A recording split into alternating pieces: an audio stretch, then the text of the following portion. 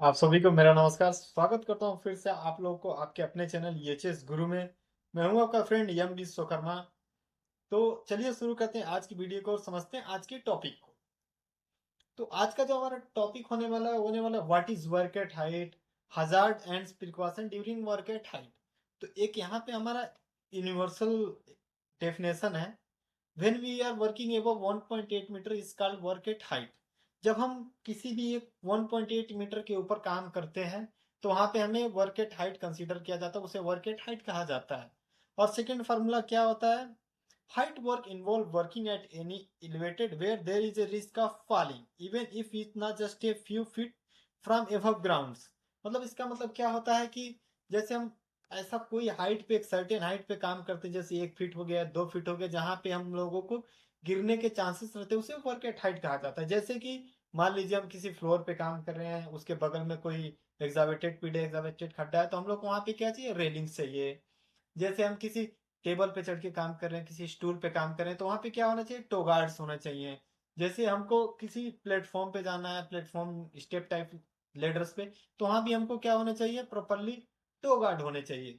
मतलब एक certain height से भी जहाँ पे हम लोग को गिरने के चांसेस होते हैं, वो भी एक वर्क एट हाइट में कंसीडर किया जाता है। ये कंसीडर किया जाता है फॉल प्रोटेक्शन और प्रिवेंशन में। तो आगे देख लेते हैं हाइट वर्क पे खतरे क्या क्या हैं, ऊंचाई पे काम करने से हमको क्या क्या खतरे हो सकते हैं। इसका पहला होता है fall from height. Fall from height कैसे होता है? जैसे हम कोई मेंटेनेंस कर रहे हैं, जैसे कोई लेडर क्लैप्स हो गया, इसका फोल्डिंग क्लैप्स हो गया, कोई रूफ टॉप क्लैप्स हो गया, या एलिवेटेड प्लेटफॉर्म फेलियर हो गया, वहां पे हमको फॉल फ्रॉम हाइट हो सकता है। हमने वहां सेफ्टी बेल्ट नहीं लगाया, हम स्लिप हो गए। फॉलिंग ऑफ ऑब्जेक्ट्स, जैसे हाइट में हम कहीं भी काम करते तो हम वहां पे टूल ले जाते हैं तो वो गिर सकते हैं, कोई मटेरियल गिर सकता है, या कोई कंस्ट्रक्शन चल रहा है तो वहां पे डेब्रिज गिर सकता है, या वहां से कोई वर्कर गिर के इंजर्ड हो सकते हैं।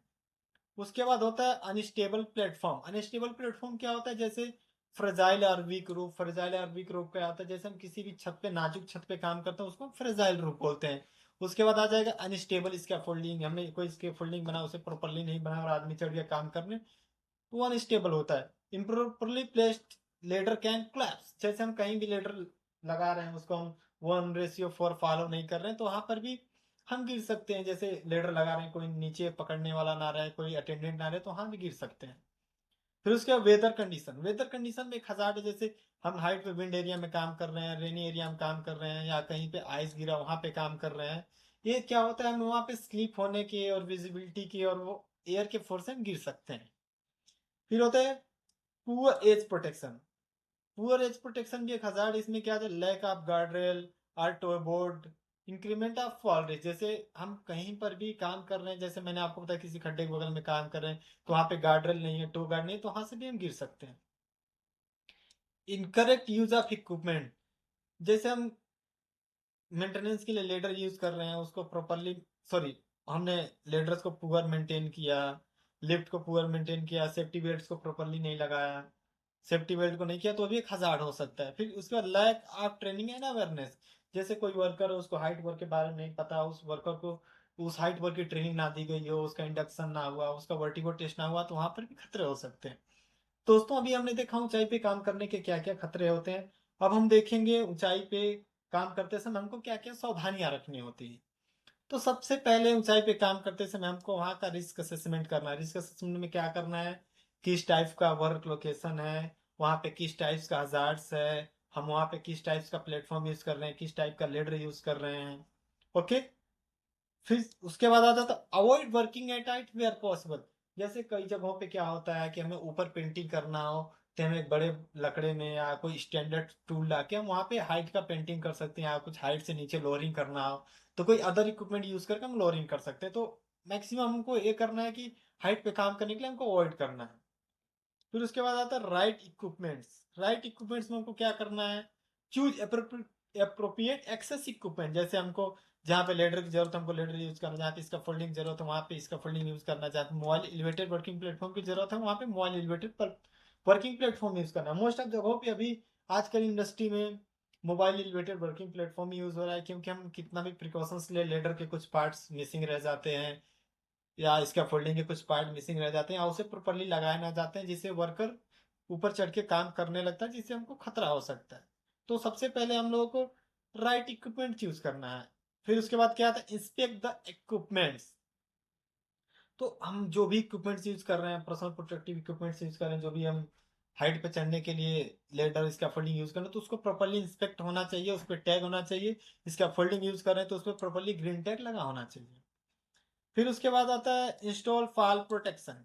फॉल प्रोटेक्शन क्या इंस्टॉल करना, जब हमें गार्ड रेल की जरूरत है गार्ड रेल यूज करना है, टो बोर्ड की जरूरत है टो बोर्ड यूज करना है, सेफ्टी नेट की जरूरत है सेफ्टी नेट यूज करना है, या कहीं पे फॉल अरेस्टर सिस्टम की जरूरत है वहां पे फॉल अरेस्टर में क्या आ जाएगा, अपना सेफ्टी बेल्ट आ गया, अपना डिटेक्टेबल फॉल अरेस्टर आ गया, या रोप ग्रैब फॉल अरेस्टर आ गया, ये सब होता है फॉल प्रोटेक्शन।